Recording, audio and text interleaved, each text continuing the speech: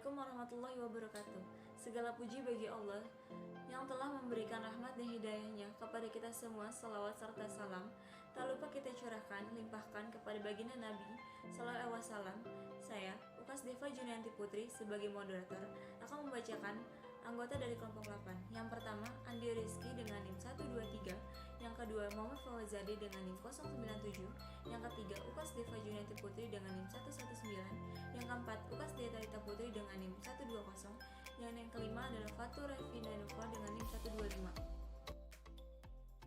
Assalamualaikum warahmatullahi wabarakatuh. Saya Ukas Deva Junianti Putri dengan NIM 119. Saya akan membahas tentang unsur-unsur ketahanan nasional. Ketahanan nasional adalah sebuah kondisi dalam suatu bangsa yang mencakup unsur ketangguhan, kemampuan, serta keuletan untuk mengembangkan suatu daya atau kekuatan nasional yang dapat digunakan untuk menghadapi segala bentuk ancaman, hambatan, gangguan, maupun tantangan yang menyerang bangsa dan negara tersebut, baik dari luar maupun dalam, langsung maupun tidak langsung, yang dapat membahayakan serta mengancam kelangsungan hidup, identitas maupun integritas bangsa dan negara tersebut, serta segala daya dan upaya dalam mencapai tujuan nasional. Selanjutnya saya akan membahas tentang ketahanan nasional Indonesia. Ketahanan ideologi adalah kondisi mental bangsa Indonesia yang berlandaskan keyakinan akan kebenaran ideologi Pancasila. Selanjutnya, ketahanan politik adalah kondisi kehidupan politik bangsa Indonesia yang berlandaskan demokrasi politik berdasarkan Pancasila dan Undang-Undang Dasar 1945. Selanjutnya, ketahanan ekonomi adalah kondisi kehidupan perekonomian bangsa yang berdasarkan demokrasi ekonomi yang berdasarkan Pancasila. Selanjutnya, ketahanan sosial budaya adalah kondisi kehidupan sosial budaya bangsa yang dijiwai kepribadian nasional berdasarkan Pancasila. Selanjutnya, pertahanan keamanan adalah kondisi daya tangkal bangsa yang dilandaskan kesadaran bela negara seluruh rakyat Indonesia. Assalamualaikum warahmatullahi wabarakatuh. Saya Ukas Deta Putri dengan NIM 120.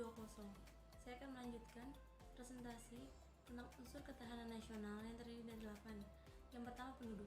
Tanpa adanya penduduk, sebuah negara mustahil mencapai tujuan nasionalnya, karena sebuah bangsa pada dasarnya merupakan sebuah kelompok masyarakat yang bergerak bersama mencapai satu tujuan. Yang kedua, wilayah. Tanpa adanya wilayah, negara dan bangsa akan kehilangan identitasnya. Yang ketiga, sumber daya alam. Sumber daya alam merupakan salah satu senjata utama dalam mempertahankan diri di bidang ekonomi serta menjaga harkat dan martabat suatu negara, terutama dalam intervensi asing.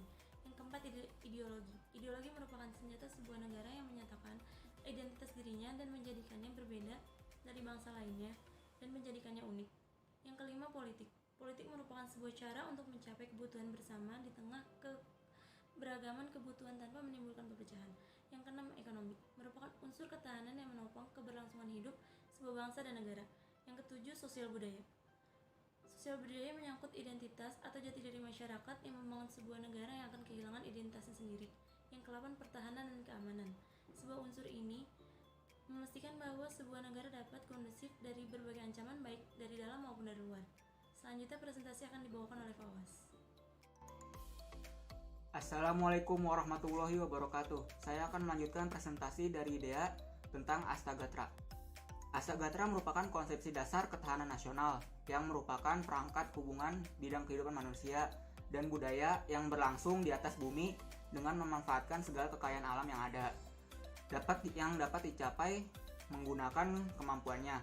Astagatra merupakan gabungan dari Trigatra dan Pancagatra yang keduanya saling berhubungan erat. Selanjutnya saya akan menjelaskan tentang 8 Astagatra. Yang pertama adalah Gatra penduduk. Penduduk suatu negara menentukan kekuatan atau ketahanan nasional negara yang bersangkutan.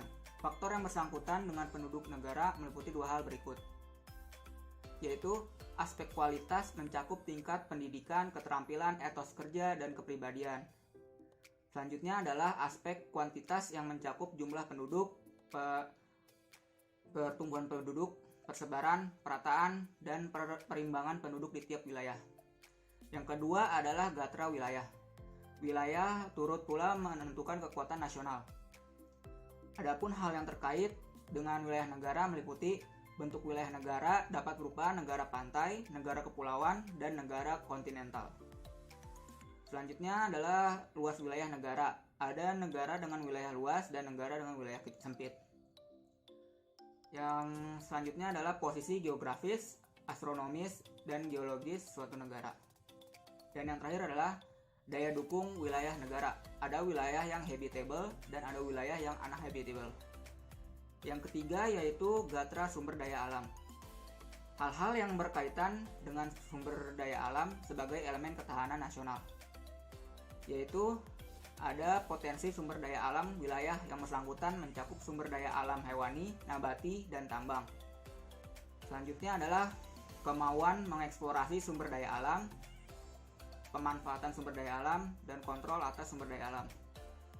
Yang keempat adalah gastra ideologi, yakni ideologi Pancasila yang berkaitan dengan 5 nilai dasar yang dikandungnya, yang terjabarkan dalam nilai instrumental dalam UUD 1945, amandemen atas UUD 1945, serta adanya rencana perubahan yang akan datang harus terus dapat dikembalikan pada nilai dasar Pancasila.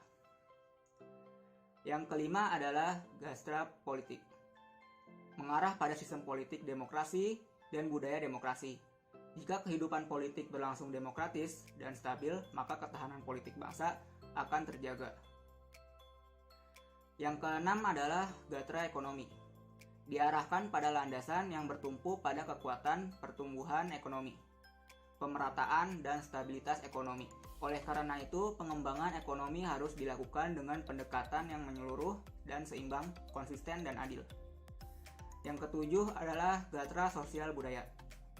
Ancaman yang muncul adalah mudahnya infiltrasi nilai-nilai budaya barat yang sekuler, liberal, dan materialistik ke masyarakat Indonesia. Pembinaan yang dilakukan terutama dengan meningkatkan pemahaman, kesadaran, dan penghargaan terhadap nilai-nilai budaya bangsa sendiri. Yang terakhir yaitu yang ke-8 adalah gatra pertahanan dan keamanan. Kepentingan nasional Indonesia yang vital dan permanen adalah tetap tegak dan utuhnya NKRI yang berdasarkan Pancasila dan UUD 1945. Dalam mewujudkan kepentingan nasional tersebut, pertahanan negara Indonesia diselenggarakan untuk menangkal dan mencegah segala bentuk ancaman dan gangguan, baik yang bersumber dari dalam maupun luar negeri. Pemaparan materi selanjutnya akan disampaikan oleh Fatur. Di sini akan melanjutkan presentasinya. Di sini saya akan membahas tentang potensi ancaman bagi ketahanan nasional di Indonesia. Potensi ancaman tersebut dibagi menjadi dua bagian, yaitu ancaman dari dalam negeri dan ancaman dari luar negeri. Jadi saya akan membahas tentang ancaman di dalam negeri ya. Yang pertama ada disintegrasi ban, sentimen kekuasaan atau pemberontakan akibat ketidakpuasan daerah terhadap kebijakan pemerintah pusat melalui gerakan-gerakan separatis. Yang kedua, ada keresahan sosial akibat ketimpangan kebijakan ekonomi dan pelanggaran hak asasi manusia yang pada gilirannya dapat menyebabkan huru-hara atau kerusuhan massa. Yang ketiga, ada upaya penggantian ideologi Pancasila dengan ideologi lain yang ekstrim atau yang tidak sesuai dengan jiwa dan semangat perjuangan bangsa Indonesia. Yang keempat, ada potensi konflik antara kelompok atau golongan akibat perbedaan pendapat dalam masalah politik maupun masalah SARA. Yang kelima, ada makar atau penggulingan pemerintahan yang sah dan konstitusional. Yang keenam, ada masalah pendudukan yang mempengaruhi ketahanan nasional, jumlah penduduk, pertambahan jumlah penduduk yang dipengaruhi oleh moralitas, fertilitas, dan migrasi. Lalu di sini ada ancaman dari luar negeri yang terbagi menjadi dua. Yang pertama, adanya negara lain yang ingin menguasai pulau-pulau kecil yang masih berada di dalam wilayah NKRI namun dekat dengan wilayah negara lain.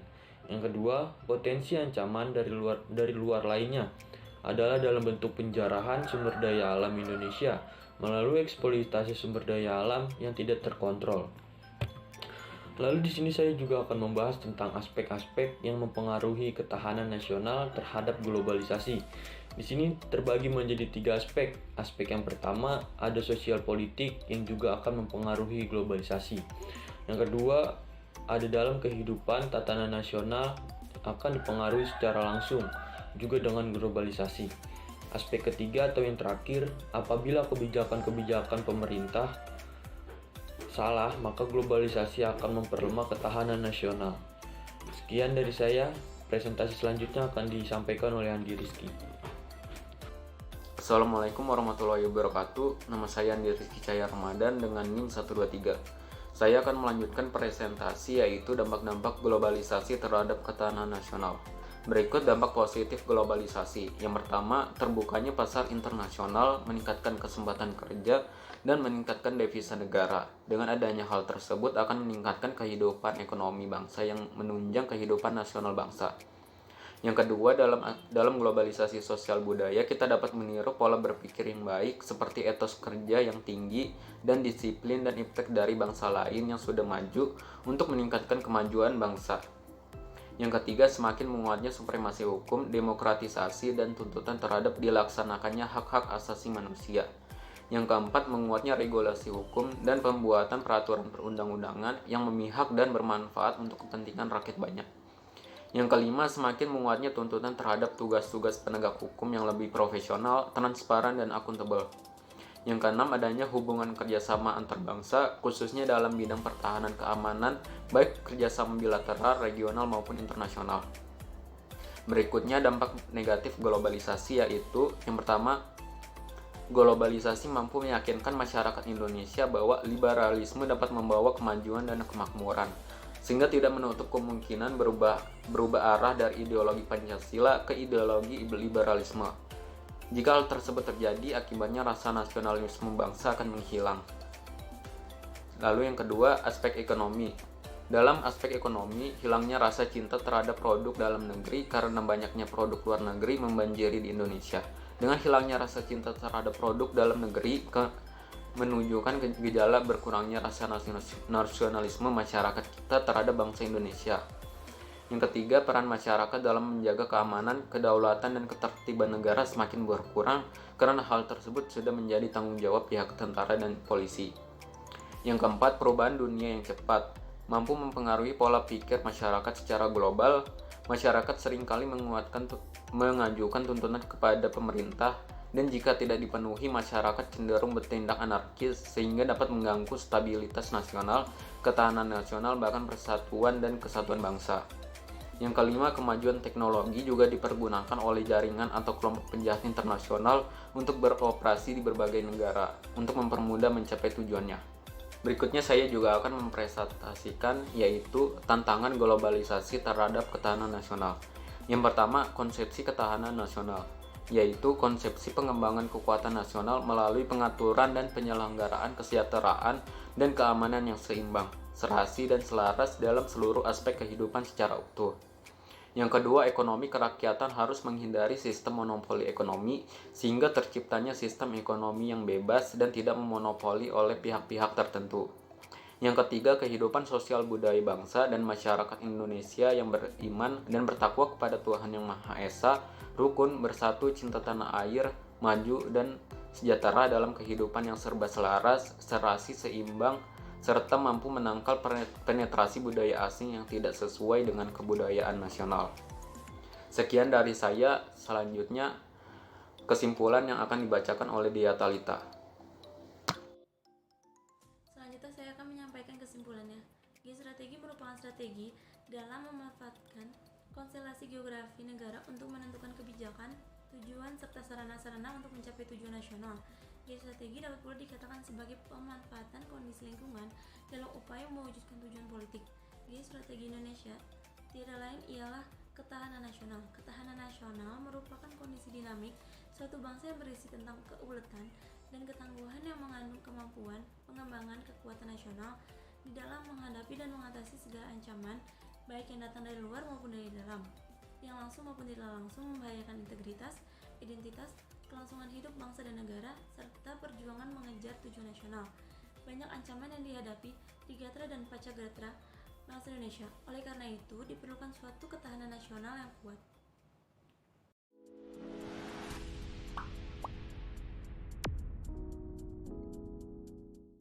Assalamualaikum warahmatullahi wabarakatuh. Saya Muhammad Fawazade akan menjawab pertanyaan dari Naufal Akilah Hajid NIM 100.